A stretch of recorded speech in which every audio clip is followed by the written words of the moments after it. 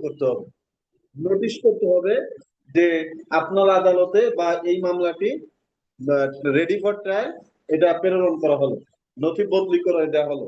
এইটাকে নোটিফাই যখন করা হবে, তখন যিনি পিপি থাকবেন সে মামলাটা নিয়ে পরিচালনা করবে। এই জন্য দেখেন 265A তে যেহেতু ম্যাজিস্ট্রেট কর্তৃক, এটা কিন্তু ভিন্নতা।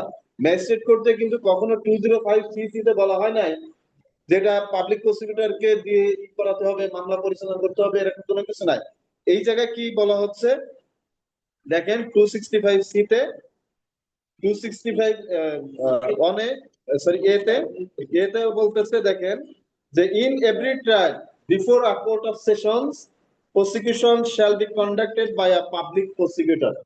এই সেশনস কোর্টের মধ্যে যে মামলা পরিচালিত হবে, বিচার হবে, এই মামলার সকল মামলা পরিচালিত হবে পাবলিক প্রসিকিউটর কর্তৃক। অর্থাৎ পাবলিক প্রসিকিউটর এই মামলা পরিচালনা করবেন। সেই কোর্টে, সেশনস কোর্টে, দায়রা আদালতে সকল মামলা পাবলিক প্রসিকিউটর পরিচালনা করবে। পরের ধারাতে বলতেছে যে এই মামলাটি ওপেনিং করবে কে? Public prosecutor. পাবলিক প্রসিকিউটর তার কেসটাকে ওপেন করবে, যে এই কেসটা ওপেন করে সে তার টোটাল বক্তব্যটা দেবে। কি কি বক্তব্য দিবে? যেহেতু মামলাটা প্রস্তুত হয়ে আসছে কোথা থেকে? ম্যাজিস্ট্রেট আদালত থেকে, তখন তিনি এটা ব্যাখ্যা দিবেন আদালতকে যে বিজ্ঞ আদালত, এই মামলার মূল ফ্যাক্ট এটা, এই মামলার সমর্থনে আমাদের এই ডকুমেন্টস নথিতে আছে, আমরা এই মামলার সমর্থনে এই সাক্ষীদেরকে আমরা বিজ্ঞ আদালতে হাজির করতে চাই, আসামি এই অপরাধ করছে, নথিতে পর্যাপ্ত উপাদান আছে তার বিরুদ্ধে অগ্রসর হওয়ার মতো। এই যে বক্তব্য যখন দিবেন, দেওয়ার পরে দেন 265C তে গিয়ে আদালত দেখবেন যে ডিসচার্জ দেওয়া যায় কিনা।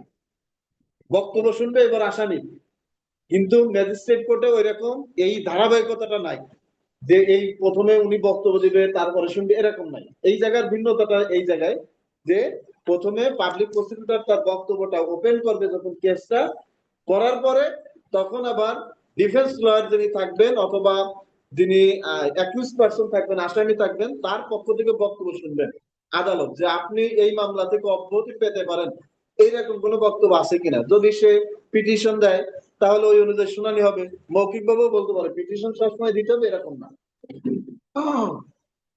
বক্তব্য শোনার পরে আদালতের কাছে যদি মনে হয় যে এই মামলায় অগ্রসর হওয়ার মতো সাফিসিয়েন্ট গ্রাউন্ড নাই, দেন ডিসচার্জ দিবেন 265C অনুযায়ী। এখন যদি দেখেন যে না, সাফিসিয়েন্ট গ্রাউন্ড আছে, তখন তিনি কি করবেন? ওই যে আমরা 241 এর পরে কি 242-এ গিয়ে চার্জ গঠন হলো, ঠিক তেমনি ভাবে 265D তে গিয়ে ফ্রেমিং চার্জ হয়ে যাবে, চার্জ ফ্রেম হয়ে যাবে।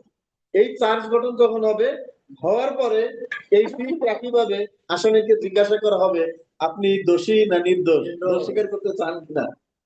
তখন আসামি দোষ স্বীকার করতে অস্বীকার করতে পারে, দোষ স্বীকার না করতে পারে। দেখেন এদিকে প্রেক্ষাপট অনেকগুলো, দোষ স্বীকার করতে অস্বীকার করতে পারে, দোষ স্বীকার না করতে পারে, এই দুইটা প্রেক্ষাপট হতে পারে। এখন আদালত কি করবে? তার পরের ধারাতে বলা আছে 265E তে যে কনভিকশন অন প্লিডস অফ গিলটি, যে যদি সে দোষ স্বীকার করে, সেই দোষ স্বীকারের ভিত্তিতে তাকে সাজা দিয়ে দিতে পারবে। এই সাজা দিতে হলে তখন তিনি তাকে মৃত্যুদণ্ড বা যাবজ্জীবন কারাদণ্ডের দণ্ডনীয় অপরাধের সাজাটা দিতে পারবেন না, দোষ স্বীকার করছে এই কারণে দিয়ে দিবেন না। বাকিগুলো সবকিছুতে তিনি দিতে পারবেন, কিন্তু এই দুইটা ক্ষেত্রে দিতে পারবেন না। কোন কোন ক্ষেত্রে? মৃত্যুদণ্ড আর যাবজ্জীবন কারাদণ্ড। কারণ এটা অনেক সময় অনেকে কি করে যে আবেগে হোক বা অনেক প্রমাণ নাই, বা এই মামলা দীর্ঘদিন চলতে পারে, আমাকে তো এমনি ফাঁসি হতে পারে, আবার তো নাও হতে পারে, তারপরে অনেক সময় আবেগে কেউ বলে ফেলতে পারে। এই জন্য গুরুতর মামলার ক্ষেত্রে আদালত দোষ স্বীকার করলে ওইটার ভিত্তিতে, কখনকার দোষ স্বীকারের ভিত্তিতে, চার্জ হিয়ারিং এর সময় দোষ স্বীকারের ভিত্তিতে, নট 164 যদি বলে থাকে, টোটাল সাক্ষ্য প্রমাণ যদি তার বিপক্ষেও থাকে ট্রায়ালের সময়, তারপরে 164 এর ভিত্তিতে তাকে সাজা দেওয়া যাবে। উচ্চ আদালতে জাজমেন্ট আছে। আবার উচ্চ আদালতের এমনও জাজমেন্ট আছে যে 160, শুধু 164 ভিত্তিতে সাজা দেওয়া যাবে না, যদি এটা করোগেটেড না করে, কনকারেন্টলি যদি এভিডেন্স না থাকে, তাহলে সাজা দেওয়া যাবে না। এ ধরনেরও জাজমেন্ট উচ্চ আদালতের আছে, নির্দেশনা আছে। এখন দেখেন এই যে চার্জ হিয়ারিং এর সময় যখন তাকে জিজ্ঞাসা করা হলো যে দোষ স্বীকার করতে চাই কিনা, সে দোষ স্বীকার করে ফেললো, সাজা দিয়ে দিবে, তাহলে মামলা ওই জায়গায় নিঃশেষ হয়ে গেল, শেষ হয়ে গেল। আর যদি সে দোষ স্বীকার না করে অথবা দোষ স্বীকার করতে অস্বীকার করে, দেখেন পরবর্তীতে গিয়ে চার্জ গঠন এইসের জন্য সাক্ষীর জন্য ডেট ফিক্স করবে। এটা কি এফ, এফ দ্বারাতে date of prosecution evidence. Prosecution এভিডেন্সের জন্য ডেট ফিক্সড হবে, যে রাষ্ট্রপক্ষ অর্থাৎ বাদী পক্ষ সাক্ষ্য প্রদান করবে, সেই জন্য একটা ডেট ফিক্সড হবে। এই ডেট ফিক্সড এর সময় আদালত নির্ধারণ করবেন, খেয়াল করবেন যে আসামি কি কি হয়েছে। একটা 4টা বিষয় খেয়াল করবেন, যে আসামি দোষ স্বীকার করতে অস্বীকার করেছে। 4টা প্রেক্ষাপটের যে কোনো একটা প্রেক্ষাপট হলে ডেট ফিক্স করবেন, অন্যথায় ফিক্স করবেন না।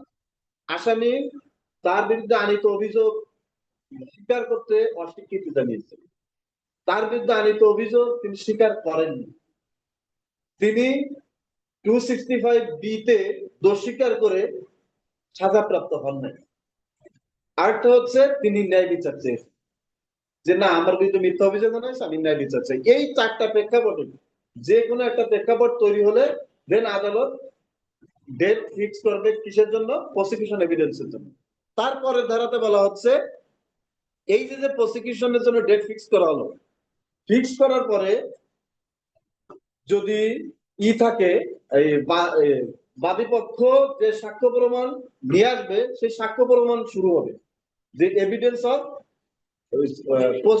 প্রসিকিউশনের যে সাক্ষ্য আছে এই সাক্ষ্যগুলো শুরু হবে।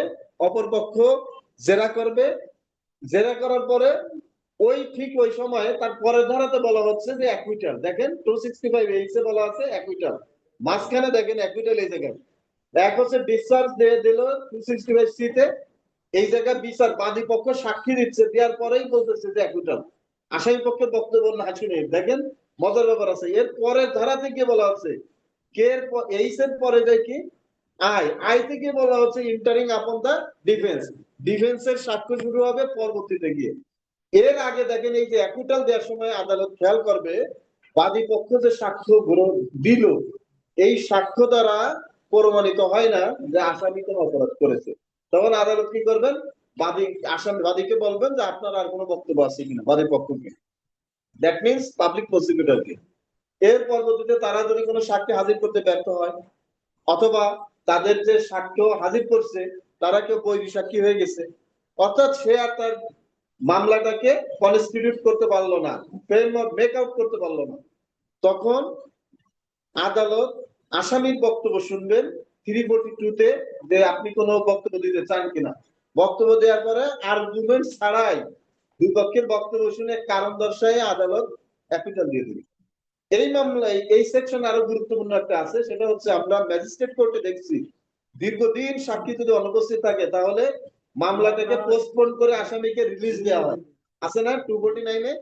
ঠিক এই মামলায় দায়রা আদালতে 265 এ আছে, দীর্ঘদিন আসামি হাজির হচ্ছে না, এই বাদী পক্ষ হাজির হচ্ছে না, বাদী পক্ষের কোনো সাক্ষী আসতেছে না, তখন আসামি পক্ষ বলবে যে বাদী পক্ষ সাক্ষ্য প্রদান করতে ব্যর্থ হয়েছে, 265 এ আমাকে খালাস দিন।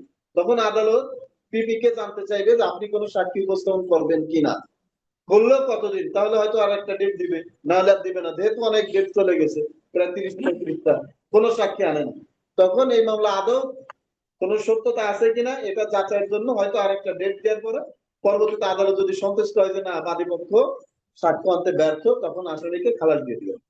এই হচ্ছে 265 এরপরে হচ্ছে ডিফেন্সের এন্টার আপন ডিফেন্স, যে ডিফেন্স যারা থাকবে যে এই সাক্ষ্য গ্রহণ হলো না, খালাস দিল না, 265 এ অ্যাকুইটাল হলো না, তখন কি করবে? ডিফেন্সের বক্তব্য শুনবে। ডিফেন্সে যখন বক্তব্য দিবে অর্থাৎ আসামি পক্ষ পার্সন যখন বক্তব্য দিবে তার সাক্ষ্য উপস্থাপন করবে, সে যদি চায় যে আমার সাক্ষীদেরকে সমন করাতে হবে, আবেদন করলে আদালত সমন দিবে, প্রসেস ইস্যু করবে, সমন দিতে পারে, ওয়ারেন্ট দিতে পারে, এনবিডব্লিউ দিতে পারে, যে কোনো প্রক্রিয়া অবলম্বন করে সাক্ষীদেরকে আনতে পারে, কোনো ডকুমেন্ট যদি থাকে আনতে পারে। তবে আদালতের কাছে যদি প্রতীয়মান হয়, মনে হয় না প্রতীয়মান হয়, আদালতের কাছে যদি প্রতীয়মান হয় যে না মামলাটি ডিলে করার জন্য, এই কালকেবল করার জন্য এই প্রক্রিয়া অবলম্বন করছে, তাহলে এটা মঞ্জুর করবে না। তার বক্তব্য শুনেই তার এই পক্ষ তখন রাষ্ট্রপক্ষ যারা থাকবে তারা তাকে জেরা করবে, শেষ দেন চলে যাবে জেতে 265 জেতে আর্গুমেন্টসে। আর্গুমেন্টস করে দুই পক্ষই, বাদী পক্ষ প্রথমে আর্গুমেন্টস করবে যে সে এই মামলাকে মেক আউট করার জন্য অভিযোগ কি ছিল, সে কোন কোন সাক্ষীদেরকে প্রডিউস করতে পারছে বিফোর দ্য কোর্ট, এই সাক্ষীরা কোন সাক্ষী, PW1 মানে প্রসিকিউশন উইটনেস, এই প্রসিকিউশন উইটনেসরা কে কি বলছে, এই বক্তব্যগুলো দিয়ে টোটাল একটা ঘটনাকে সামারাইজ করবে, সাম আপ করবে যে টোটাল এই ঘটনাটা প্রতিষ্ঠিত হয়েছে আসামি সাজা পেতে পারে এবং বিয়ন্ড রিজনেবল ডাউট, যে সন্দেহাতীত ভাবে প্রমাণিত হয়েছে। এই সন্দেহাতীত ভাবে যখন প্রমাণিত হবে, এই ইটা শেষ হবে, তারা তখন আসামি পক্ষ ডিফেন্স লয়াররা আর্গুমেন্টস করবে যে না, আমরা যখন অমুক সাক্ষী PW1 কে জেরা করছি তখন PW এই প্রশ্নের উত্তরে এই কথা বলছে, তার মানে এই জায়গায় সন্দেহ তৈরি হয়েছে। কারণ এদের কি বলছে, বিয়ন্ড রিজনেবল ডাউট থাকতে হবে, সন্দেহাতীত ভাবে প্রমাণ করতে হবে। সিপিসি তে আপনার যখন সিভিল মামলা বিচার হয় আর ক্রিমিনাল মামলায় কোনো সন্দেহ থাকতে পারবে না। সন্দেহ থাকলে এই সন্দেহের সুবিধাটা আসামি পক্ষ পাবে, যে এই মামলা টোটাল একটা জায়গায় সন্দেহ তৈরি হয়েছে, টোটাল সুবিধার পক্ষে আসামি পক্ষ। সিভিল মামলায় তা না, সিভিল মামলা হচ্ছে ওজন দেওয়ার মতো, যে কার বেশি সাক্ষ্য প্রমাণ আছে, কার পক্ষে ভারী আছে, ওইটা যদি 51% হয় তাহলে তার পক্ষে রায় যাবে। খেয়াল করেন, 51। আর ক্রিমিনাল মামলায় এরকম না, ক্রিমিনাল মামলায় যদি সামান্য একটা জায়গায় একটা সন্দেহ তৈরি হয় যে না, এই ঘটনাটা ঘটতে পারে না, ও তো ঘটনাস্থলে থাকা সম্ভব না, কারণ সেই সময় ঘটনাস্থল দেখানো হচ্ছে প্লেস অফ অকারেন্স প্রিয় হচ্ছে আপনার পল্টন থানাধীন, কিন্তু ওই সময় সে তো উত্তরাতে ছিল, তার অফিসের সে যে জব করে সেই অফিসে দেখা যাচ্ছে ফিঙ্গারপ্রিন্ট দিয়ে সেই জায়গায় ছিল, এই জায়গায় একটা সন্দেহ তৈরি হয়ে গেলে এই জায়গায় অপরাধ কিছু করতে পারে না। অথবা সে কোনো একটা তার ফ্যামিলি কোনো প্রোগ্রামে, সোশ্যাল প্রোগ্রামে ছিল, সে প্রোগ্রামের ছবি টবি দিয়ে দেখাচ্ছে যে তার টোটাল কল লিস্ট বা কল হিস্ট্রি দেখাচ্ছে লোকেশনটা, যে সে তখন পিরোজপুরে ছিল অথবা বরিশালে ছিল বা ঝিনাইদহ ছিল, এই লোকটা এই ঢাকায় তখন অপরাধ করা সন্দেহ তৈরি হচ্ছে। এরকম যদি সন্দেহ তৈরি হয় তখন এই সুবিধাটা কে পাবে, আসামি পাবে। এই যে বাদী পক্ষ তখন দেখাবে যে না, 164 এ যদি আসামি পক্ষ বলে, বাদী পক্ষ যে 164 এ আসামিও এই কথা স্বীকার করেছে, তখন আসামি পক্ষের লয়ার এটা দেখাবে যে না, 164 দেওয়ার পরে পরবর্তীতে আমরা রিট্রাক্ট অফ কনফেশনাল স্টেটমেন্টের জন্য একটা আবেদন করেছিলাম, এই অ্যাপ্লিকেশনের মাধ্যমে আমরা আবেদন ইটা প্রত্যাহার করে নিয়েছি। আমার আসামিকে বা ক্লায়েন্টকে প্রচন্ড মারধর করা হয়েছিল, ভয়ভীতি দেখানো হয়েছে, বুঝে পুলিশ মারধর করে, গত ক্লাসে বলছি না, মারধর করে এই কারণে ওই সাক্ষ্য 164 161 এর গুরুত্বটা কেন আমরা গত ক্লাসে কে যেন জিজ্ঞাসা করছিল, এটা বলছিলাম।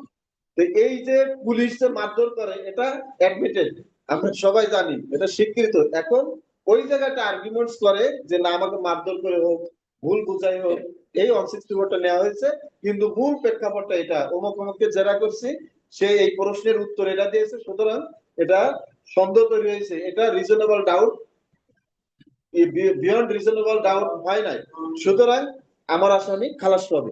এই যে সে আর্গুমেন্ট করতেছে খালাসের জন্য, আর বাদী পক্ষ আর্গুমেন্ট করতেছে আমরা মেকআপ করতে সক্ষম হয়েছি, এই মামলায় বা এই ধারায়, সংশ্লিষ্ট ধারায় সর্বোচ্চ যে সাজা আছে সেটা প্রত্যাশা করছি। এই আর্গুমেন্ট শেষ, দেন তার পরের ধারাতে গিয়ে আদালত জাজমেন্ট ঘোষণা করবে, judgment of conviction or acquittal, acquittal দিতে পারে, খালাসও দিতে পারে, সরি কনভিকশনও দিতে পারেন আদালত। তাহলে কনভিকশন অথবা অ্যাকুইটাল আছে কোন ধারাতে, 265 কে তে, আর এইচে আছে শুধু অ্যাকুইটাল। কখন অ্যাকুইটাল, যখন বাদী পক্ষ সাক্ষ্য প্রমাণ যা করছে তা দ্বারা কোনো অপরাধ হয় নাই, প্রমাণিত হয় নাই, তখন আদালত অ্যাকুইটাল দিয়ে দিবে আসামিকে। আর যখন বাদী আসামি পক্ষ সাক্ষ্য প্রমাণ দিবে, দুই পক্ষের যে ডকুমেন্টস থাকবে এটাকে অ্যাসেসমেন্ট করার পরে আদালত যখন দেখবেন যে না, কোনো অপরাধ হয় নাই, তখন দিবে অ্যাকুইটাল। আর যখন দেখবে যে না, অপরাধ হয়েছে, তখন দিবে কনভিকশন। এই দুইটা শেষ হওয়ার পরে লাস্টে আরেকটা আছে এল, প্রিভিয়াস কনভিকশন, ধারাটা সেটা হচ্ছে প্রিভিয়াস কনভিকশন। এই প্রিভিয়াস কনভিকশনটা হচ্ছে যে পূর্বে যদি কোনো অপরাধ করে থাকে, দেখেন সেম অফেন্স যদি হয়, যারা কোর্টে নিয়মিত যান, দেখেন আপনারা যখন জামিন শুনানি করেন আপনার সিনিয়ররা, তখন কোর্টে যে বলে যে স্যার তার পিসিপিআর নেই, কেন বলে, কারণ হচ্ছে যদি চুরির মামলা হয়, কোর্ট যদি দেখে যে পিসিপিআর অনেক মামলা আছে, অভ্যাসগত হ্যাবিচুয়াল অফেন্ডার, তাহলে চুরির মামলাকে জামিন দিবে না। দেখা যাচ্ছে চিন্তাই করে, এ তো আবার ছেড়ে দিব, আবার যে চিন্তাই করবে, এবার ডাকাতি করে আসবে। এই কারণে তাদেরকে জামিন দিতে চায় না কোর্ট। এই যে যখন রায় দিবে, তাদের সাজা ঘোষণা করবে, তখন এই প্রিভিয়াস কনভিকশন ছিল কি ছিল না, কারণ যদি থাকে তখন তাদের শাস্তিটা ওই আইনে যেটা প্রদত্ত আছে ওইটাই দিবে, তখন কমানোর চেষ্টা করবে না। আর যদি দেখেন যে না, একটু মায়া দেওয়া হলো, বয়স কম, একটু কমাই দিই, যে জায়গায় আদালতের জুরিসডিকশন আছে, দেখা যাচ্ছে কোন একটা সেকশনে আদালতের জুরিসডিকশন কিন্তু অনেক না, সীমাবদ্ধ। সেটা কেমন, যদি আদালত ইসে থাকে যে 500 টাকা পর্যন্ত অর্থদণ্ড অথবা 1 মাস কারাদণ্ড, এই জায়গায় আদালত 24 ঘন্টাও দিতে পারেন, 5 টাকাও জরিমানা করতে পারেন, এই সরি 10 টাকাও জরিমানা করতে পারেন। এই জায়গায় আদালতে ওই 1000 টাকার উপরে বা 500 টাকার উপরে জরিমানা করতে পারবেন না। মানে ইটা ডিসক্রিশনারি পাওয়ারটা ঠিক এই জায়গাটা। কোন একটা, এই যে দেখেন আজকে এই যে খাতায়, পরীক্ষায় খাতায় লিখছেন অনেকে ডাকাতি, খুন সহ ডাকাতি সাজা লিখছেন আপনারা মৃত্যুদণ্ড, এরপর আর কিছু লেখেননি। ওদের তো শুধু মৃত্যুদণ্ড নাই, আরো আছে মৃত্যুদণ্ড অথবা যাবজ্জীবন কারাদণ্ড অথবা 10 বছর পর্যন্ত সশ্রম কারাদণ্ড এবং অর্থদণ্ড। আপনারা এই কথাটা লেখেন নাই। আমি মার্ক দিতে যে আমি পারি নাই, অনেকে যে শুধু মৃত্যুদণ্ড লিখে যে বসে আছেন, আর কিছু লেখেন নাই। তাহলে আমি মার্কটা দেবো কোথায়? আমি না, যেই খাতা কাটে সে মার্কটা দেবেন, কারণ সে বুঝবে যে খাতায় তো সেকশনে কি আছে লিখতে পারে না, ও একটাই জানে ওই মৃত্যুদণ্ডের পর থেমে গেছি, আর কিছু লেখেনি। তার মানে একটাই কারাদণ্ড, একটাই কারাদণ্ড তো 303 ধারাতে আছে, যে যাবজ্জীবন কারাদণ্ডের দণ্ডনীয় ব্যক্তি যদি কাউকে খুন করে একমাত্র সাজা বা সর্বনিম্ন সাজা হচ্ছে মৃত্যুদণ্ড। এখন আপনি 396 তে যদি যাই লেখেন যে 396 ধারায় খুন সহ ডাকাতি শাস্তি হচ্ছে মৃত্যুদণ্ড, লেখে আপনি দাঁড়িয়ে দিয়ে বসে আছেন, তখন আমি আপনাকে কি দেবো? তাহলে বুঝলাম যে আপনি তো আইনটা তৈরি করে ফেললেন, কারণ ওই জায়গায় তো ওই সাজাটা না। এখন দেখেন 396 ধারাতে সাজা আছে মৃত্যুদণ্ড অথবা যাবজ্জীবন কারাদণ্ড অথবা 10 বছর পর্যন্ত সশ্রম কারাদণ্ড এবং অর্থদণ্ড। এই যে যে দণ্ড আছে, এই জায়গায় আদালত ইচ্ছা করলে ডিসক্রিশনারি পাওয়ারটা ঠিক এই জায়গায়, যে তিনি 10 বছরও কারাদণ্ড দিতে পারেন, যাবজ্জীবনও দিতে পারেন, মৃত্যুদণ্ড দিতে পারেন অবস্থা বুঝে। এখন কোন একটা আসামিকে আদালত মনে করলেন যে সাম আপ করার পরে, অ্যাসেসমেন্ট করার পরে, এভিডেন্স গুলো যখন অ্যাসেসমেন্ট করবেন, করার পরে দেখলেন যে না, আসামি কে অপরাধ করছে, ঠিক আছে, 10 বছর কারাদণ্ড দেওয়া যায়। কিন্তু যদি তিনি দেখেন যে না, প্রিভিয়াস তার রেকর্ড খারাপ, সেই ধরনের অফেন্স একাধিক করছে, সাজাও পেয়েছে বা খালাসও পেয়েছে, কিন্তু একাধিক মামলা হয়েছে, খালাস পায় অনেক কারণে, প্রমাণ না করা, ওই যে 265 এইছে কি হলো খালাস, এই খালাস মানে যে মিথ্যা মামলা হয়েছে তা না, বাদী পক্ষ সাক্ষী আনতে পারে নাই, এই কারণে খালাস। কিন্তু যখন কেতে খালাস হবে তখন হচ্ছে যে টোটাল এভিডেন্স অ্যাসেসমেন্ট করার পরে খালাস। দুইটার ভিন্নতা আছে, দুই খালাসের। এখন দেখেন এই যে প্রিভিয়াস কনভিকশনটা দেখে, পিসি দেখে যে প্রিভিয়াস কনভিকশনটা তার ছিল কিনা, যদি থাকে তখন আদালত তার সাজাটাকে এই জায়গায় আর 10 বছর দিবেন না, তখন হয় যাবজ্জীবন নাহলে মৃত্যুদণ্ড দিবেন। কিন্তু ওই আইনের বাইরে যাবেন না, ওর ভিতর থেকে সর্বোচ্চ ঢুকু দেবেন। এই কারণেই ওই পিসিপিআরটা দেখা হয় যে পূর্বে তার মামলা আছে কিনা, রেকর্ডটা কেমন। এই একই কথাটা কিভাবে দেখতে, আচ্ছা, পিসিপিআরটা থাকে হচ্ছে আপনার যে চার্জশিট দাখিল করা হয় তার ঠিক লাস্ট পেজে থাকে। এটা যখন এই যে সিডিএমএস করা হয়, এই সে একটা মামলা হওয়ার পরে সিডিএমএস থাকে, একটা মামলা থাকলে দেখাই দিতে পারতাম, দেখবেন প্রত্যেকটা নামের, আসামির নামের আগে ছোট্ট করে ব্র্যাকেটে কিছু ইংলিশ দু একটা অক্ষর ভিন্ন, মনে হয় যে ওই যে আমরা যখন এই যে ফেসবুকে বা বিভিন্ন অনলাইনে ঢুকলে কিছু আসে, পাসওয়ার্ডের মতো আসে, ওই ধরনের কিছু একটা লেখা আছে, এটা হচ্ছে সিডিএমএস। এটা পুলিশের সার্ভারে থাকে। ওই সিডিএমএস এর ওইটার উপর ক্লিক করলে এই আসামির বিরুদ্ধে কোথায় কোথায় মামলা আছে সব চলে আসে। এইটাই ওইটাই লিঙ্ক করা, মানে একটা সঙ্গে আরেকটা, টোটাল বাংলাদেশের পুলিশের সার্ভারে ওইটাই থাকে, যে শুধু ওই জায়গাটা ক্লিক করবে, ক্লিক করলে চলে আসবে CDMS. CDMS case case data management system. এটা আপনার যারা কোর্টে যান, ঢাকা জজ কোর্টে 5ম তলায় ওই যে দুদকের যে চেয়ারটা আছে ওর পাশে রুমটাই আছে, সিডিএমএস করে ওই জায়গায় বসে ওরা সবসময় শুধু অনলাইনে ওটা এন্ট্রি দিতে থাকে। যাই হোক, এটা সব কোর্টে আছে।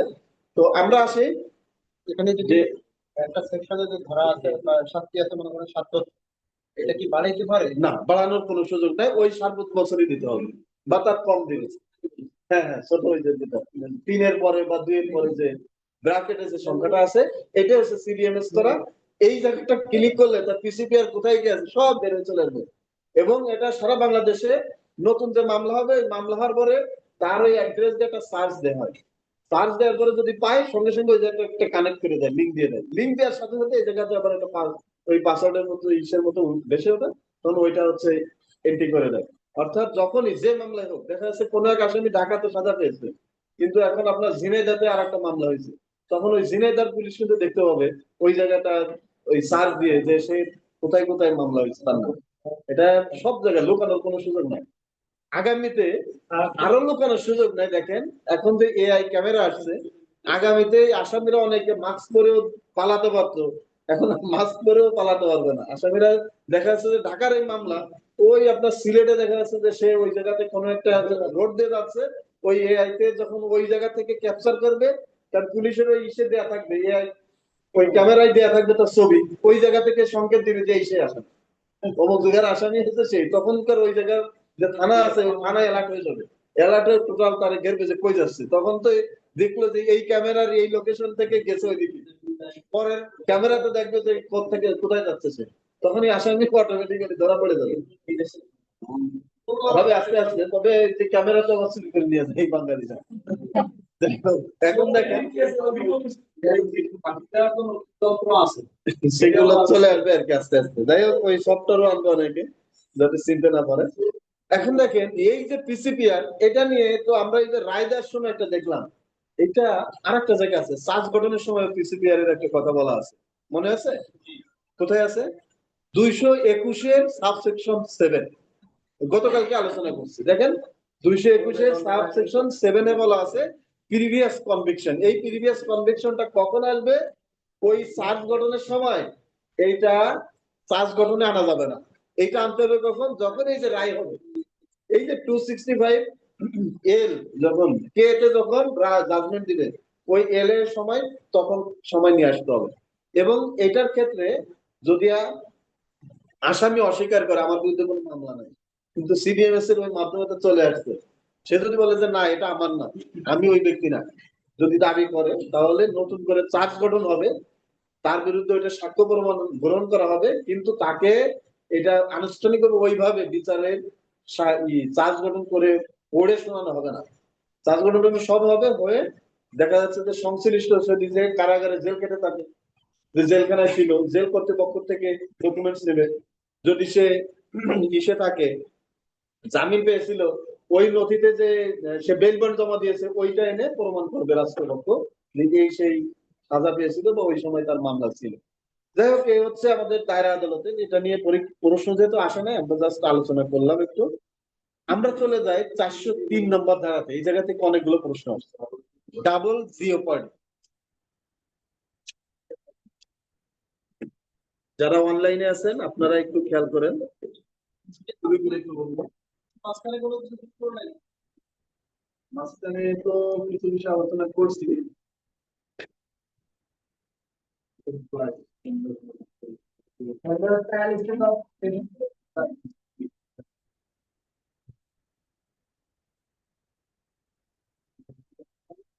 ডাবল জিওপার্ডি, এটা কোথায় কোথায় আছে? আমাদের অনেক জায়গা আছে।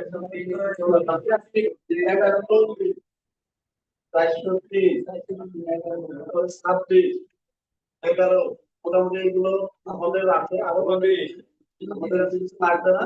যে জায়গায় ডাবল জিওপার্ডি আমাদের ক্রিমিনালি আমরা এতটুকু করি, অর্থাৎ একই ব্যক্তিকে এক ওয়ান অফেন্সের জন্য টুয়াইস বা দুইবার বা একাধিকবার তাকে বিচারের মুখোমুখি করা যাবে না। একই বিষয়ের জন্য যে মামলা হয়ে গেছে, তাকে খালাস দেওয়া হয়েছে, নতুন করে তাকে ওই মামলায় আবার বিচার করে শাস্তি দেওয়া যাবে না। তাকে কোনো একটা দণ্ড দেওয়া হয়েছে, ঠিক ওই ঘটনায় আবার তাকে এসে দণ্ড দেওয়া যাবে না, যে বাড়াবো তাকে ক্ষমতা। তবে প্রেক্ষাপট আছে, দেখা যাচ্ছে কোন ক্ষেত্রে যাবে না, কয়েকটা বিষয় খেয়াল রাখবেন। দেখেন আমাদের এর আগে যত অফেন্স করছি, কিছু অফেন্স আছে সেম নেচার মতো। দেখেন চুরির মামলা সাজাটা কোথায় আছে? 380-তে, 79-তে আছে, 79-তে 3 বছর, 80-তে 7 বছর, 81-তে আছে 4 বছর কর্তৃক যদি করে। এখন দেখেন এই যে যে অফেন্স গুলা, কোন এক আসামিকে 379 ধারায় সাজা দেওয়া হয়ে গেছে, তাকে আর 380 ধারায় পরবর্তীতে দেখা গেল যে না 3 বছর ধরে 7 বছর দিতে হবে, ও তো দোকান করে চুরি করছে, এটা দেওয়া হবে না। যদি সাজা দেওয়া হবে শেষ। আবার দেখা যাচ্ছে দোকান ঘরে সাজাই দিয়েছে, পরবর্তীতে তাকে দেখা গেল যে না ও তো কর্মচারী ছিল, ওরে কর্মচারী ওই ধারায় 381 ধারায় সাজা দিতে হবে, আবার নতুন করে দিতে হবে। নো, তাকে দেওয়া যাবে না। কারণ এই মামলায় সাজা হোক খালাস হোক, নতুন করে তাকে আর এই মামলা আনা যাবে না। চুরির ওই নেচারের হোক, চুরির নেচারের সাথে অর্থ আত্মসাতের মামলার সম্পর্ক আছে। যদি সে অর্থ আত্মসাৎ করে 403 ধারাতে আমরা যেটা করছি, তাহলে হবে না। পরে প্রশ্ন দিচ্ছে। এরপরে যদি ক্রিমিনাল ব্রিচ অফ ট্রাস্ট হয়, যে সে কি করছে, আত্মবিশ্বাস না, এটা কি অপরাধমূলক আত্মবিশ্বাস বিশ্বাস ভঙ্গ করছে। এই যে ক্রিমিনাল ব্রিচ অফ ট্রাস্ট যদি হয়, তাহলেও তাকে চুরির মামলায় বিচার করার পরে যদি মনে হয় যে না সে তো ক্রিমিনাল ব্রিচ অফ ট্রাস্ট করছে, ওই মামলায় সাজা বেশি, তাহলে ওই মামলায় নিয়ে আসি। নো, তাকে আর আনা যাবে না। কারণ এই সেম নেচার, যদি অর্থ আত্মসাৎ হয়, ক্রিমিনাল ব্রিচ অফ ট্রাস্ট হয়, থেফট হয়, সেই থেফটটা যদি চুরি চোর যদি সে কর্মচারী হোক না কেন, যদি খালাস পেয়ে যায় ওই মামলায়, নতুন করে তাকে আর এক তথ্যে এনে তাকে ওই মামলায় অ্যাড করা যাবে। তবে চুরির মামলায় সাজা হয়েছে, সাক্ষ্য প্রমাণে চুরির মামলায় তাকে দেখা যাচ্ছে খালাস দিয়েছে, কিন্তু সাক্ষ্য প্রমাণে দেখা গেছে সে হচ্ছে ছিনতাই করছে, ছিনতাই করছে, দস্যুতা করছে। এই যে দস্যুতা করছে, দস্যুতায় তাকে আনা যাবে। দেখেন চুরির মামলার বিচার হচ্ছে দস্যুতা আনা যাবে। দস্যুতা মামলার বিচার হয়ে গেল, বা খালাস হলো, বা জাজমেন্ট হলো, কনভিক্ট হলো, যেটাই হোক না কেন, পরবর্তী দেখা যাচ্ছে ডাকাতির প্রমাণ পাওয়া যাচ্ছে, বা ডাকাতির প্রমাণ পাওয়া যাচ্ছে, কি হবে, আসামির সংখ্যা কিন্তু বাড়বে, আর কিছু না, শুধু আসামির সংখ্যাটা বেড়ে যাবে, এটা ডাকাতি হয়ে যাবে। এই ডাকাতিতে তাকে আবার নতুন করে বিচার করা যাবে, চার্জ গ্রহণ করা যাবে, দণ্ডিত করা যাবে। দেখেন কোথায় কোথায় করা যায়নি, সেম অফেন্সে করা যায় না। এই যে চুরির মামলায় যদি সাজা পায়, অপরাধমূলক বিশ্বাসভঙ্গে করা যাবে না। অপরাধমূলক বিশ্বাসভঙ্গে যদি সাজা পায় অথবা খালাস পায়, তাকে এনে কর্মচারী কর্তৃক চুরির মামলায় আনা যাবে না। এই দুইটা মামলায় হলেও, যে কোনো একটা হলেও আত্মসাতের মামলায় আনা যাবে না। অর্থাৎ এইটা হচ্ছে সেম নেচারের অফেন্স। আবার আর একটা জায়গায় সেম নেচারের অফেন্স আছে, সেটা হচ্ছে মার্ডার আর কালপেবল হোমিসাইড, মনে আছে? এই দুইটাও সেম নেচারাল অফেন্স। সেটা যদি কখনো কালপেবল হোমিসাইডে কারণ বিচার করা হয় এবং সে খালাস পায় অথবা কনভিক্ট হয়, দেখেন কালপেবল হোমিসাইডে 304 ধারায় শুধু অর্থদণ্ড দেওয়া যায়। ওই জায়গায় কিন্তু খেয়াল করছেন, একজন মানুষ মারা যাচ্ছে কিন্তু অর্থদণ্ড আছে 304 ধারায়, অথবা অর্থদণ্ড বলা আছে। সুতরাং অর্থদণ্ড দিয়ে আদালত শেষ করে দিল, অথবা তাকে খালাস দিল, পরবর্তীতে তাকে মার্ডারে আনা যাবে না। অর্থাৎ সেম নেচারের অফেন্স। কিন্তু অপরাধ হয়েছে চুরি, সরি ছিনতাই, পরবর্তীতে দেখা গেল ওই জায়গায় একটা মার্ডার হয়েছে, মার্ডারের মামলা আনা যায়। ছিনতা মামলা বিচার করার পরে যদি দেখা যায় ছিনতাই করতে গিয়ে ওই লোকটা মেরে ফেলছে, অবশ্যই তাকে মার্ডারের মামলায়ও আনা যাবে। যদি দেখা যায় যে মার্ডারের মামলা হয়েছে কিন্তু পরবর্তীতে দেখা গেল যে ছিনতাইয়ের কোনো অভিযোগ নাই, কিন্তু সাক্ষ্য প্রমাণে দেখা যাচ্ছে, প্রতীয়মান হচ্ছে যে সে ছিনতাই করছিল, ছিনতাই করতে গিয়ে মার্ডার করছে, নর্মাল মার্ডার করেনি, এমনি যে মার্ডার করেনি, ছিনতাই করতে গিয়ে শপথ দিতে পারেনি, তখন মার্ডার করে ফেলছে, তখন তাকে এই মার্ডারের মামলায়, ছিনতাইয়ের মামলায় আনা যাবে। অর্থাৎ যদি মার্ডারের মামলায় বিচারের সময় ছিনতাইয়ের প্রমাণ পাওয়া যায়, তাকেও ছিনতাইয়ের মামলায় আনা যাবে। দেখা যাচ্ছে ডাকাতি করতে গেছে, ডাকাতি করতে গিয়ে প্রতিমান হলো যে না একজনকে খুন করে ফেলছে। গত বছর আমরা ওই দিকে একটা প্রশ্ন লিখে দিয়েছিলাম যে একজনকে খুন করছে, কোন এক নারীকে রেপও করছে।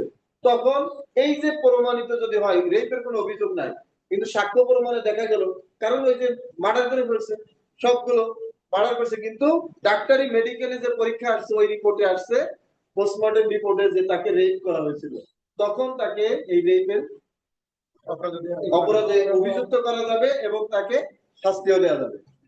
তাহলে সেম নেচারের অফেন্স কোনগুলা? এই যে চুরি, অর্থনীতি, অর্থ সংশ্লিষ্ট যে অফেন্স গুলো আছে, এগুলো সেম নেচারের অফেন্স।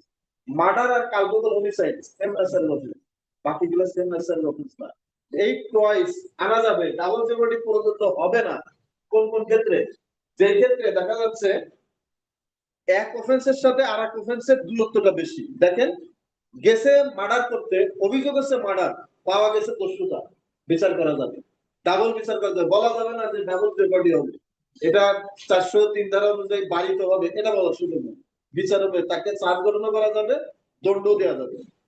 হয়েছে দস্যুতার বিচার হচ্ছে, সাক্ষ্য প্রমাণে দেখা গেল ডাকাতি হয়েছে, আনা যাবে। যদিও আমাদের আপাতত দৃষ্টিতে মনে হতে পারে শুধু তো আসামির পার্থক্য, সেম নেচারের অফেন্স তো, এইটা আবার সেম নেচারের অফেন্স না। দস্যুতারা হলেও তার পরবর্তীতে তাকে ডাকাতি মামলায় আনার সুযোগ আছে। এরপরে 235 ধারার একটা আছে, বিধান আছে যে একাধিক অপরাধের বিচার একসাথে করা যায়। যদি এইরকম কোনো বিষয় থাকে সেই বিষয়গুলো আনা যাবে। যেমন কোন এক ব্যক্তি কি করলো, আর একজনের বিবাহিত স্ত্রীকে ফুসলায় নিয়ে গিয়ে তার সঙ্গে ব্যভিচারী অ্যাডাল্টারি করছে। এখন যদি স্ত্রীকে ফুসলায় নিয়ে চলে যায়, তাহলে তার বিরুদ্ধে 498 ধারার অপরাধ। আর যদি অ্যাডাল্টারি করে তাহলে 497 ধারার অপরাধ। এই যে দুইটা অপরাধ হয়েছে, প্রথমত পাওয়া গেছে যে তার ওয়াইফকে এন্টিস করে বা টেক অ্যাওয়ে করে নিয়ে চলে গেছে, যে তাকে প্রলুব্ধ করে নিয়ে গেছে। প্রলুব্ধ করে নিয়ে যাওয়ার জন্য তার 2 বছর। এখন এই যে প্রলুব্ধ করার পরে এই অভিযোগটা এটা যে আমার স্ত্রীকে সে নিয়ে গেছে, এই অভিযোগে মামলা করছে, বিচার হয়ে গেল, খালাস পেল অথবা সাজা পেল। পরবর্তীতে যে বিচারে সাক্ষ্য প্রমাণে দেখা গেল যে না, তারা ব্যভিচার করছে, তখন তাকে এই ধারায় নতুন করে বিচার করা যাবে। দেখা যাচ্ছে দিনের বেলা কেউ ঘর ভেঙে প্রবেশ করছে, 454 ধারা অপরাধ করছে। কোন একটা পানিশেবল অফেন্স করার জন্য যদি কেউ হাউস ব্রেকিং করে, তখন 454 ধারা হয়। আর যদি রাতের বেলা দেয় তাহলে 456 ধারা, বাই নাইট হলে 456। এই অপরাধ করে তার ওয়াইফের সাথে গিয়ে ব্যভিচার করছে, তখন প্রমাণ হয়েছে, অভিযোগ আছে যে ও আমার রাতের বেলা আমার ঘর ভেঙে প্রবেশ করছে, আমার ঘরে অভিযোগ হচ্ছে 454 দিনের বেলা 454 ধারা। পরবর্তীতে দেখা গেল যে না, এই ব্যভিচারী এই অভিযোগ এই কি বলে প্রমাণও পাওয়া গেছে, তখন তাকে এই মামলায় যদি সে খালাস হোক বা যার কনভিক্ট হোক, তাকে নতুন করে 497 অভিযোগ গঠন করে বিচার করা যায়। রাতের বেলা যদি হয় তাহলে তো করা যাবে।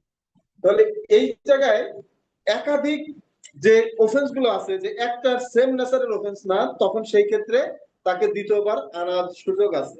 তাহলে একটু সংক্ষেপে লিখে রাখেন, সংক্ষেপে লেখেন, দ্বিতীয়বার বিচার করা যাবে না, এটা শিরোনাম দেন। দ্বিতীয়বার বিচার করা যাবে না।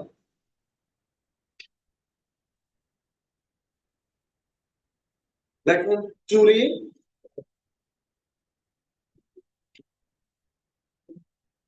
অর্থাৎ 403 দ্বারা প্রযোজ্য হবে, দ্বিতীয়বার আসামির বিচার করা যাবে না। নাম্বার 1 চুরি। এরপরে লেখেন কর্মচারী কর্তৃক চুরি।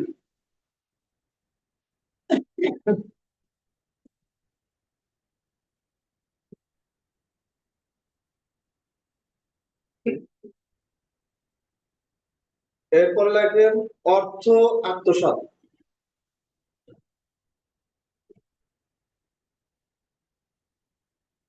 এরপরে লেখেন অপরাধমূলক বিশ্বাস ভঙ্গ।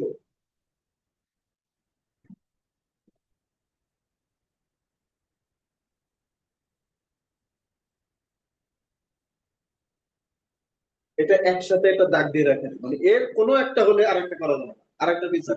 একটা মামলায় অভিযোগ আছে, একটা সাজা হয়ে গেছে অথবা খালাস দিয়েছে, নেক্সট এর মধ্যে এই 4টার মধ্যে অন্য আরেকটা যদি প্রমাণও পাওয়া যায়, তার বিরুদ্ধে নতুন করে অভিযোগ গঠন করা যাবে না, সাজাও দেবে, প্রযোজ্য হবে। এইবার আসেন next murder and culpable homicide. এর জন্য একটা যদি হয় আর একটা আনা যাবে না। হ্যাঁ, 2 নম্বরে লেখেন দ্বিতীয়টা হচ্ছে মার্ডার এবং কালপেবল হোমিসাইড।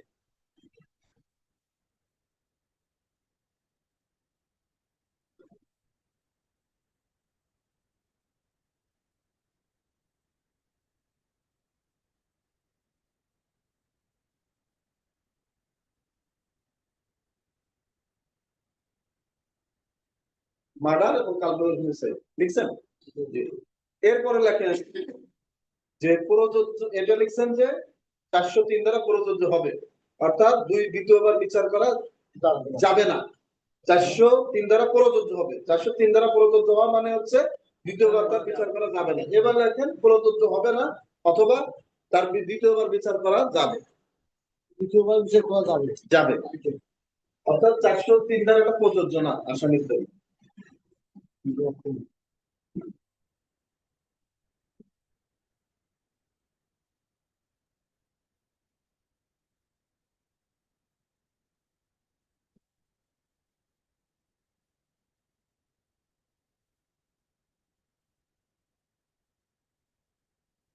জি দেখেন প্রিভিয়াস আর্ট থেকে যদি কালপেবল হোমিসাইড,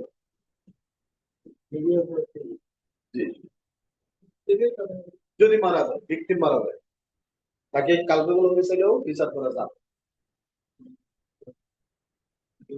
এইভাবে লিখবেন তাহলে সুবিধা হবে, প্রযোজ্য হবে যেহেতু।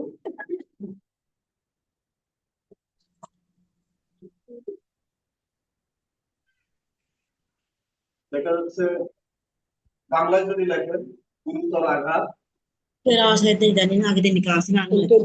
Mana asal kita? Culpable homicide কি বলে? নরহত্যা না?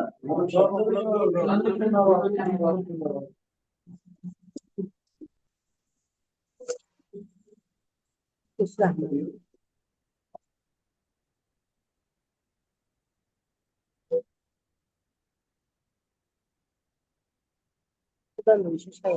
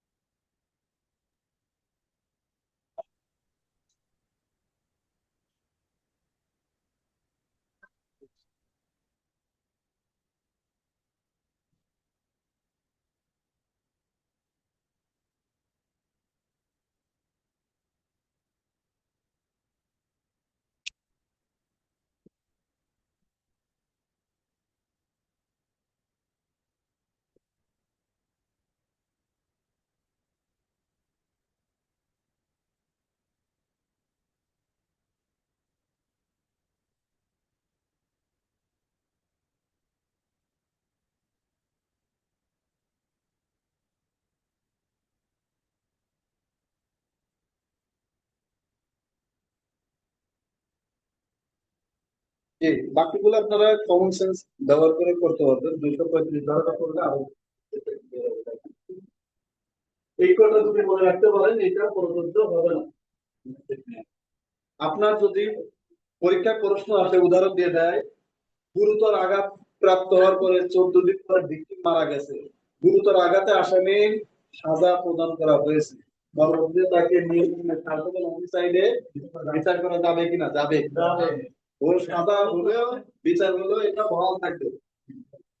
দোষটা হয়েছে পরবর্তীতে তাকে সাজা দেওয়া হয়েছে অথবা খালাস দিয়েছে, যেটাই বলুক না কেন, পরবর্তীতে জানা গেল সাক্ষ্য প্রমাণে যে তারা ডাকাতি করছে নতুন করে ডাকাতি বিচার করা যাবে।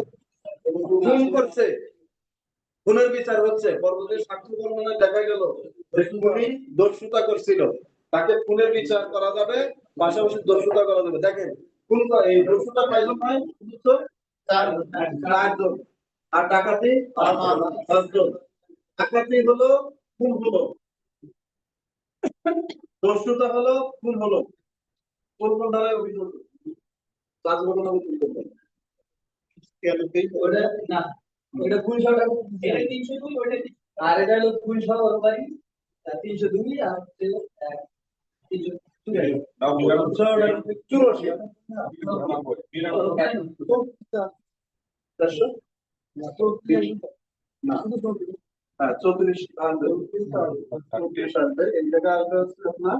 302, এরপরে 393, যদি তারা অস্ত্র শস্ত্রে সজ্জিত থাকে 94, আর এই যে সবাই মিলে একটা এই ছিল লোক সদস্য, এটা আর এটা শুধু বলতে হবে 393। দেখছেন পার্থক্যটাই দেখেন। তাহলে এই জায়গায় বিচার হচ্ছে শুধু খুনে, পরবর্তীতে যদি পাওয়া যায় দস্যুতা করছে, বিচার করা,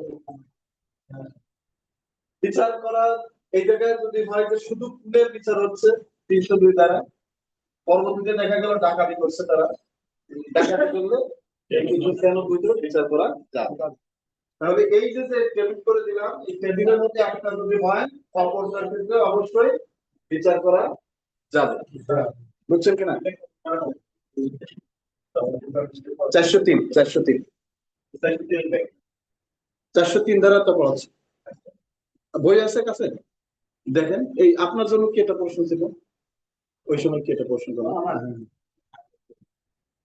আমার এটা বলতেছি যদি মানে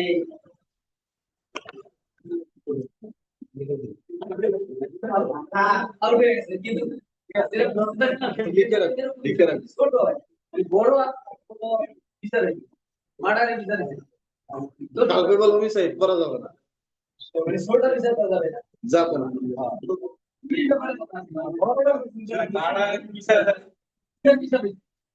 দেখুন গুণের শরীর বিচার করা যাবে না। এই যে যেটা আছে এর যে কোনো একটা হলে আরেকটা করা যাবে। গুরুতর আঘাত হয়েছে, ভিকটিম কিছুদিন চিকিৎসাধীন থাকা অবস্থায় মারা গেছে, হবে। তাহলে কাল বলুন কিন্তু হিন্দুদের নরহত্যার বিচার হচ্ছে, বিচার করার পরে আসামি খালাস হয়ে গেল, আপনি পরবর্তীতে গুরুতর আঘাতের জন্য মামলা করতে পারবেন না। খেয়াল করেন, মানে আপনার এই বড় যেটা সেম ট্রানজাকশন, কিছু বিষয় আছে 236 ধারাতে আছে যে যদি সেম ট্রানজাকশনের অফেন্স হয়, যে একটা অফেন্সের ক্ষেত্রে অনেকগুলো ঘটনা ঘটছে, কি কি ঘটছে? কেউ এসে আপনাকে 10টা মার দিছে, বেদ দিয়ে 10টা আঘাত করছে, এখন আপনি একটা মার দিলেও 323 ধারার অফেন্স হলো, সিম্পল হার্ড হয়েছে, এই 50টা 10টা মারের জন্য একই হয়েছে, তখন আপনি কিভাবে মামলা করবেন? তখন এই সব মিলে একটা করতে হবে যে তাকে 10টা আঘাত করা হয়েছে, বেদ আঘাত করা হয়েছে, একটা মামলা হবে। কিন্তু আপনি ইচ্ছা করলে আলাদা আলাদা করতে পারেন। কখন পারবেন? যখন ভিকটিম দেখা যাচ্ছে যে আমি মেরা শেফকে পিটাচ্ছি, মুকাদ্দেস সাহেব এসে ঠেকা দিয়েছে, এবার মুকাদ্দেস সাহেবকে দু একটা দিয়ে দিচ্ছে, তখন মুকাদ্দেস সাহেব আমার বিরুদ্ধে মামলা করতে হবে যে আমি পাইছি 3টা মার আর সে পাইছে 10টা মার খেয়েছে। এই যে 10টা আর 3টা 13টা মার দেওয়ার জন্য এই দুইজন ভিকটিম হয়েছে, তখন দুইজনের জন্য আমি সাজা প্রাপ্ত হব। কিন্তু যদি আমি এই যে 7টা, তাকে 3টা মারলেও যে সাজা পাবো, 7টা আঘাত করার কারণে সে একই সাজা পাবে। এইগুলো হচ্ছে সেম ট্রানজাকশন, যে একটা কাজের পরিপ্রেক্ষিতে আরেকটা অফেন্স হচ্ছে। যেমন গুরুতর আঘাত, যদি কালপেবল হোমিসাইড হয় তাহলে কি আঘাত লাগবে না? এমনি এমনি কালপেবল হোমিসাইড হয়ে গেছে, হয় না? তাহলে এই যে কনসিকুয়েন্সটা দেখেন, রেজাল্টটা কি? এই যে গুরুতর আঘাতের ফলাফলটাই হচ্ছে আপনার হোমিসাইড হলো। তাহলে কালপেবল হোমিসাইডে যদি বিচার হয়ে যায়, তাহলে এই জায়গায় কি ওই সেম ট্রানজাকশনে যখন হয়ে গেলে তখন তার আগের কোনো কিছু এনে বিচার করা যায় না। কিন্তু খুনের সাথে কি দস্যুতার কোনো সম্পর্ক আছে? যে খুন করতে হলে অবশ্যই দস্যুতা করা লাগবে এরকম কিছু আছে? নাই। কিন্তু আপনার নিন্দনীয় নরহত্যা হলে অবশ্যই গুরুতর আঘাত দিতে হবে। এখন আদেশ না দিলে সে মারা যায় না। হ্যাঁ, গুরুতর আঘাতের শাস্তি হয়েছে, পরবর্তীতে ভিকটিম মারা গেছে, নিন্দনীয় নরহত্যার বিচার করা যাবে। দস্যুতা করার বিচার হলো যদি পরিকল্পনা থাকে পরবর্তীতে গিয়ে দেখা গেল যে না, এটা ডাকাতি হয়েছে, এর মামলা সাজা হলো, পরবর্তী ডাকাতি মামলা তাকে সাজা দেওয়া যাবে। খুন হয়েছে, খুনের অভিযোগ হওয়ার পরে সাক্ষ্য প্রমাণে দেখা গেছে যে না, ওর মধ্যে একজন দস্যুতা করছিল, দস্যুতার বিচারও করা যাবে, খুনের বিচারও করা যাবে। খুনের বিচার শেষ, দস্যুতার বিচার হবে। চুরি করার অভিযোগ আছে, পরবর্তীতে দেখা গেল দস্যুতা হয়েছে, দস্যুতার বিচার করা যাবে, কিন্তু দস্যুতার বিচার হয়েছে, পরবর্তীতে প্রমাণ হলো যে না, চুরি করছে, চুরি হবে না। বুঝছেন কিনা? কারণ দস্যুতা তো এটা গুরুতর না। হ্যাঁ, অবশ্যই প্রস্তুত নিতে হবে। তারপর জন্য কিছু প্রশ্ন করব কিন্তু ওইখানে সে মানে একজন এক্সিভ হয়ে একজন পালন করে মানে সে কাছে কিন্তু একজন কয়জন গেছে? আমি তো প্রশ্নটাই বলতে পারলাম না, 5 জন কিন্তু ডাকাতে।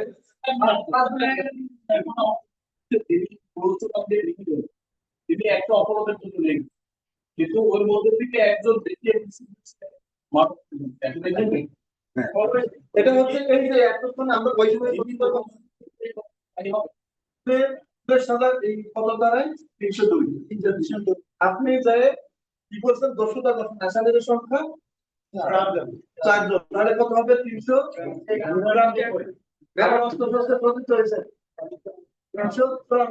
এর মাঝে সবার সম্পৃক্ততা ছিল, দিয়ে দিলেন তো। কিন্তু আসামির সংখ্যা যখন বেশি হচ্ছে, খুন সহ ডাকাতি, তখন 300। এই যে খুনের 396 দ্বারা কি বলা আছে, এই যে খাতা কাটতে গিয়ে আমি প্রত্যেকে যে কটা, এখন তো সব খাতা কাটা হয়নি, এই ডাকাতি, খুন সহ ডাকাতি শাস্তি কত? মৃত্যুদণ্ড, আর কিছু লেখে না।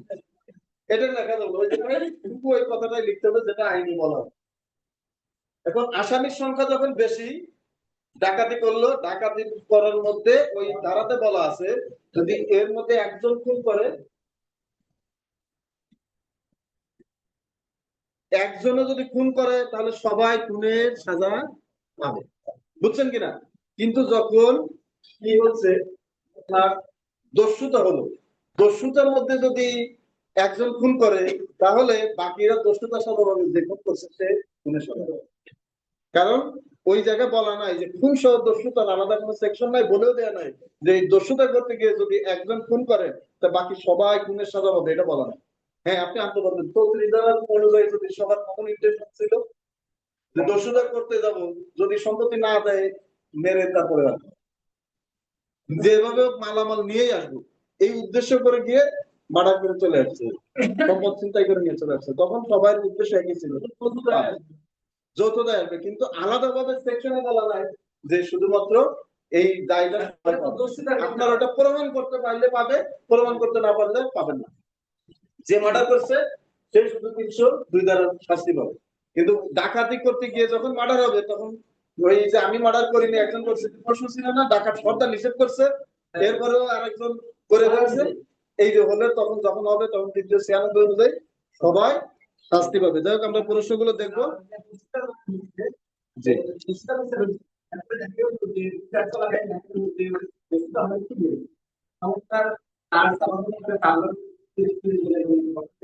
না, ওই মামলাতেই তাকে অল্টারনেটিভ সাজা দিতে পারবে, 237 ধারাতে এই বিধানটা আছে।